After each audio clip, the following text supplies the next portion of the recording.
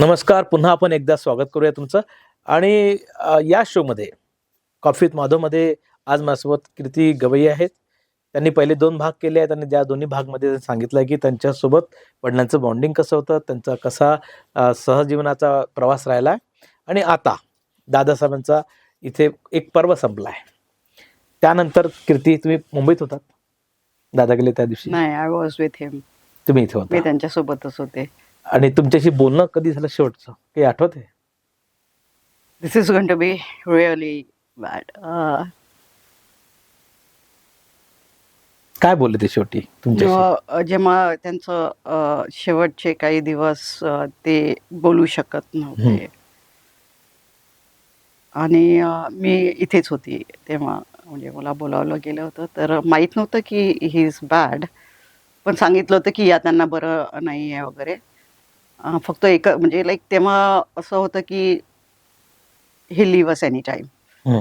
मग मी इथे आली आणि त्यांची तब्येत चांगलीच खालावली होती. ते व्हेंटिलेटरवर होते आणि शेवट जो होता, मला माहीत होतं की आम्ही सगळे एकत्र, मी माझा दोन्ही मुलं आणि आई, राजेश, हे सगळेजण म्हणजे असे एकत्र आम्ही असायचं बरेचदा. बाहेरही आम्ही बरेचदा जायचो वगैरे. तर मग माझा मोठा मुलाला बोलवलं मी अमेरिकेवरून. तो आला आणि आम्ही तिघंजण इथे होतो आणि मला कुठेतरी असं वाटत होतं की दुसरा मुलगा आपण, कारण त्यांना व्हेंटिलेटर वगैरे म्हणजे असं होतं की ते कधीही जाऊ शकतात, पण something was holding him back. तर मी म्हटलं की कदाचित लाईक माहीत नाही काय असू शकते हे. तर मी छोट्याला पण बोलवलं, म्हटलं तू पण येऊन जा. डॉक्टर राजेंद्र? नाही, माझा छोटा मुलगा. डॉक्टर राजेंद्र होतेच मला वाटते तेव्हा. डॉक्टर राजेंद्र इथेच, भूषण दादा आणि ते तर तिथेच नागपूरला होते. तर मी म्हटलं तू पण येऊन जा, कारण की दादांना म्हणजे सवय आहे तुम्हाला सगळ्यांना पाहायची. आणि त्यांचा विशेष, ते तर सत्यच आहे, त्यांचा विशेष एक प्रेम होतं माझ्यावर आणि माझ्यामुळे माझ्या मुलांवर. Okay, I mean that's a fact, let's not deny it. Yes, ते बापाचं लेकीवर खूप प्रेम असतं. सो मी त्याला बोलवलं आणि तो आला. आणि जेव्हा तो आला, तो त्याची दाढी होती. माझे मिस्टर मला म्हणत होते की दादा तो कोणालाच ओळखत नाहीये का वगैरे, सध्या बोलत नाही. त्याला माझ्या मोठ्या मुलाचं नाव आहे करण, छोट्या मुलाचं नाव आहे धरम. अच्छा, करम धरम. सो तो आला, त्याला म्हटलं तू फ्लाईटने आला, त्याला म्हटलं प्लीज तू आपली दाढी वगैरे कर पहिले, कारण दादा तुला असं बघते तर चिडतील. दादांना व्यवस्थित राहायला आवडायचं, टापटीप राहायचं, ते खूप व्यवस्थित राहायला चांगलं वाटायचं त्यांना. सो मी त्याला म्हटलं तू दाढी कर, नाही तर दादा काहीतरी तुला म्हणतील. आणि ते किती मोठे झाले माझे मुलं तरी ते येऊन त्याचे कॉपी घ्यायचे. Sometimes even lip to lip, like god असं करून. तो आला, त्याला दाढी करायला लावली मी वगैरे. मग नंतर आम्ही 4 जण आणि आई, आम्ही तिकडे दादांजवळ गेलो आणि त्यांना आईची खूप काळजी होती. दोघांचं एकामेकावर खूप प्रेम, खूप असं बॉन्डिंग होतं की ऍब्सोल्यूट असं पेअर मिळणार नाही. एकमेकांसाठी मेड फॉर इच अदर हा शब्द त्यांच्यासाठीच लागतो. म्हणजे राजकारणी असूनही आज आपण जे बघतो त्यापेक्षा किती खूप वेगळे. त्यांचं एकमेकाच्या पान हालत नव्हतं. बिलकुल नाही. दोघांचं एकमेकावर तेवढं, जेवढं दादांचं तेवढं आईचं खूप प्रेम होतं. तर मी त्यांच्याजवळ गेले आणि म्हटलं दादा, धरमला आम्ही निकी म्हणतो, दादा निकी आलाय, करण आहे, मी आहे, राजेश आहे, आई आहे. आणि दादांनी मुवमेंट सुरू केलेलं आहे की वॉन्टेड टू से समथिंग. त्यांचे गाल असे ट्विक करायला लागले, हात वगैरे, पण ते बोलू शकत नव्हते.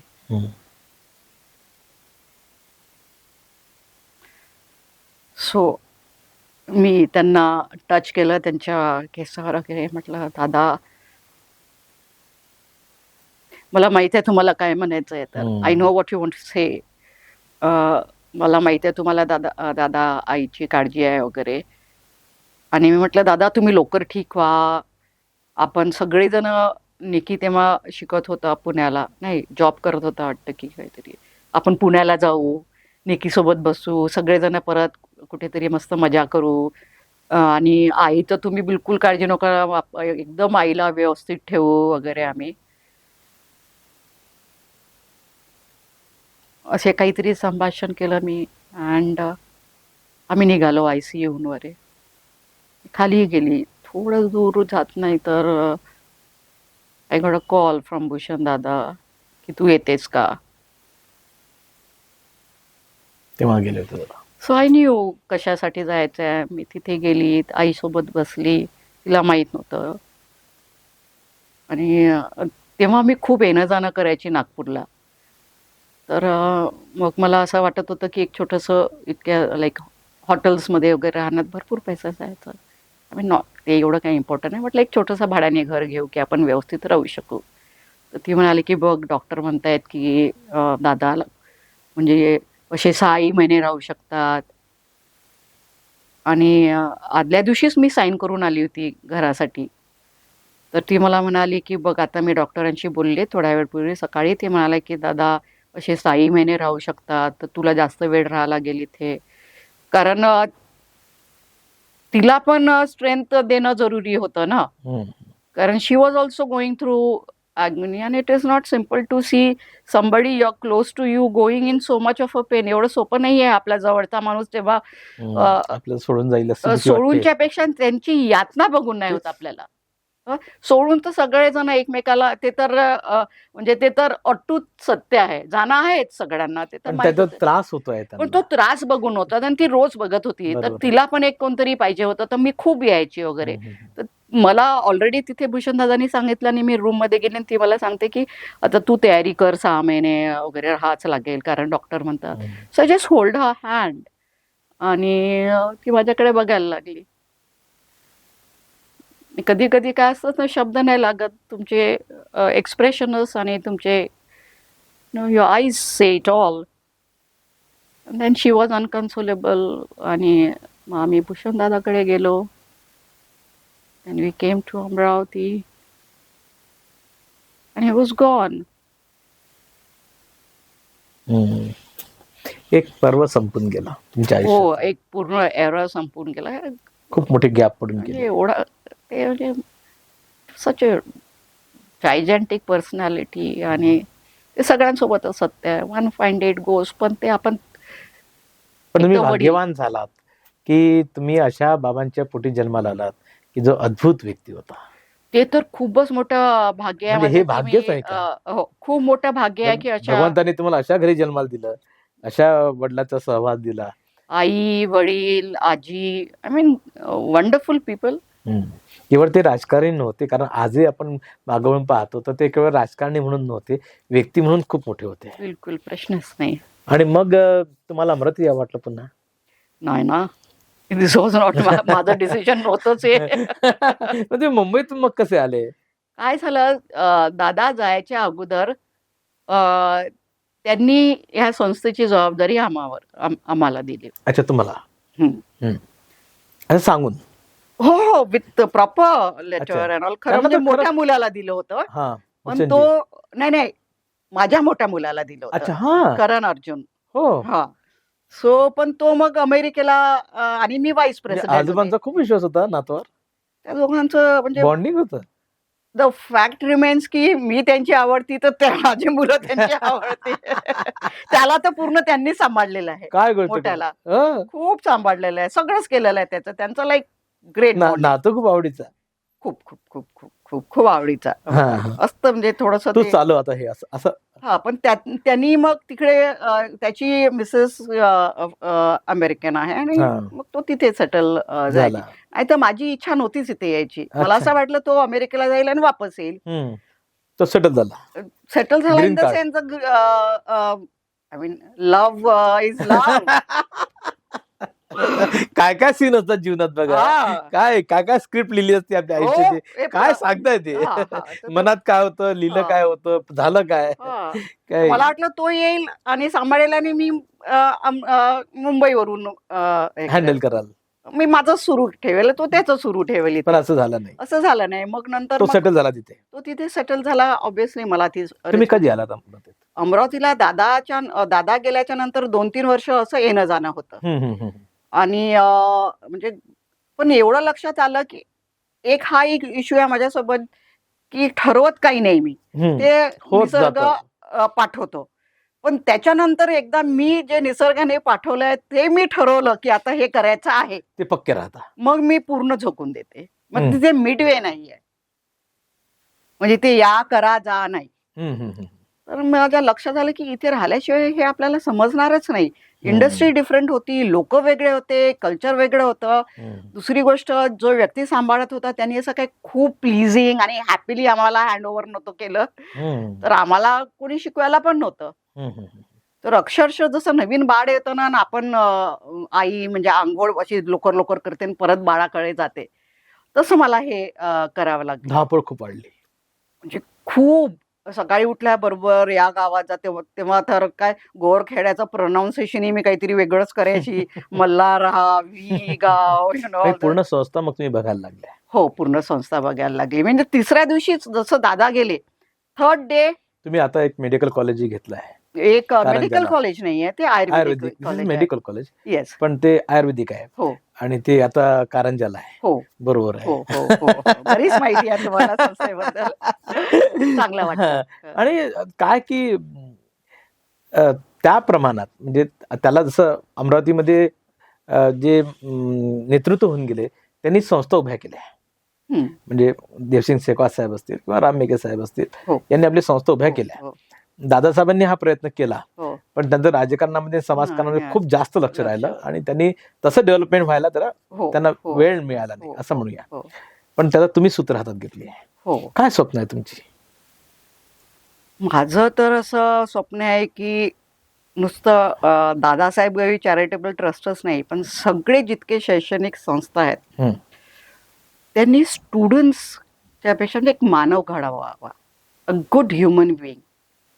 कारण फायनली आपलं जे काही फ्युचर आहे ते या मुलांवरच अवलंबून आहे ना. मला हे प्रश्न विचारायचा होता की खरं म्हणजे तुमच्यावर आता सध्या आपण हे बोलत आहोत, पण तुमचे बंधुराज हम्म.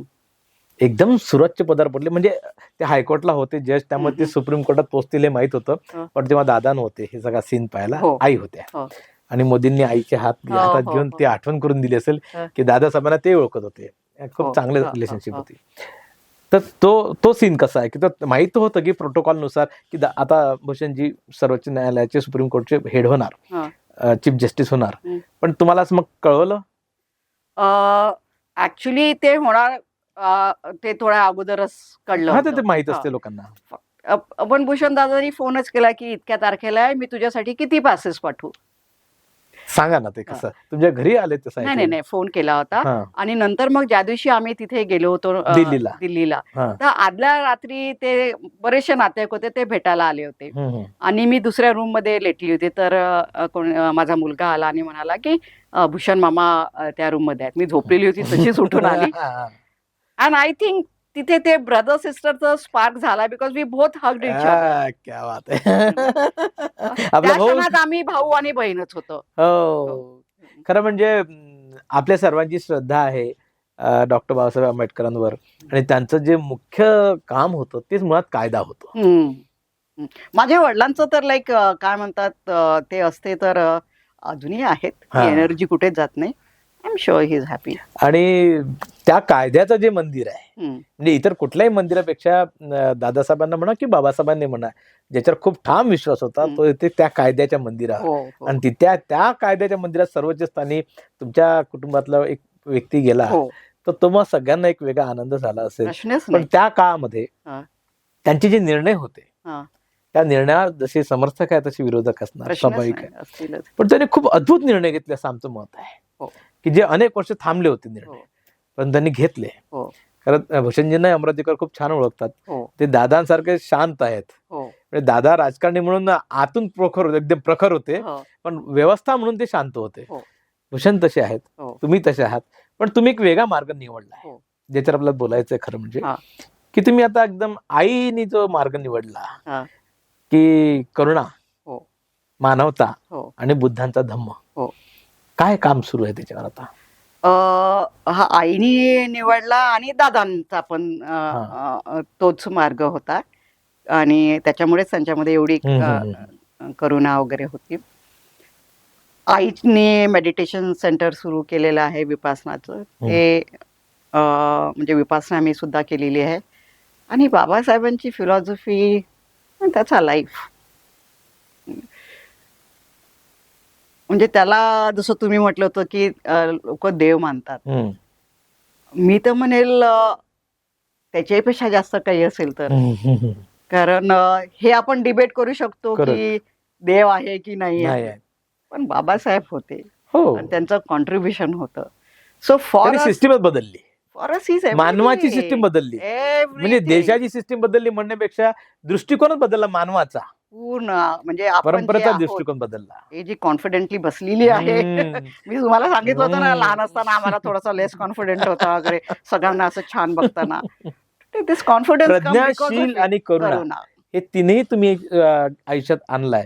प्रज्ञा आहे तुमच्याकडे, तुम्ही शील प्रचंड विलक्षण पद्धतीने जपलाय आणि आता तुम्ही करुणेच्या प्रवासाकडे निघाला. सुरू आहे प्रवास तुम्हाला. आता तिकडे माझा मी तुम्हाला जे बघत आहे सामाजिक दृष्ट्या, ते माझ्या लक्षात आलंय की तुम्ही आता त्या प्रवासाला निघाले आहात, जो खरा माणसा प्रवास असं म्हणतो. मी मला वाटते माझा जो टूर झाला, मी बऱ्याच गोष्टी बघितल्या, म्हणजे भेटलो आज, केव्ह मध्ये जाऊन मेडिटेशन केलं वगैरे.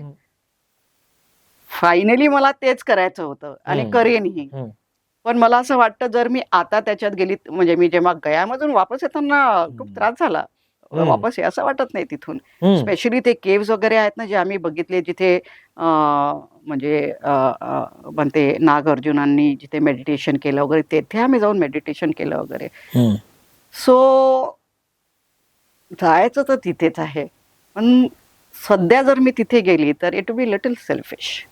तुम्हाला इथे बरंच काम आहे. आता जे काम तुम्ही करता याला राजकीय पाठबळाची गरज आहे. आपण राजकारणात गेलो पाहिजे, बाबांचा मोठा वारसा आहे. तुम्ही सुरुवातीला नव्हतं वाटलं, पण आता वाटते का या टप्प्यावर? आता तर बिलकुलच नाही वाटत. I don't fit into it.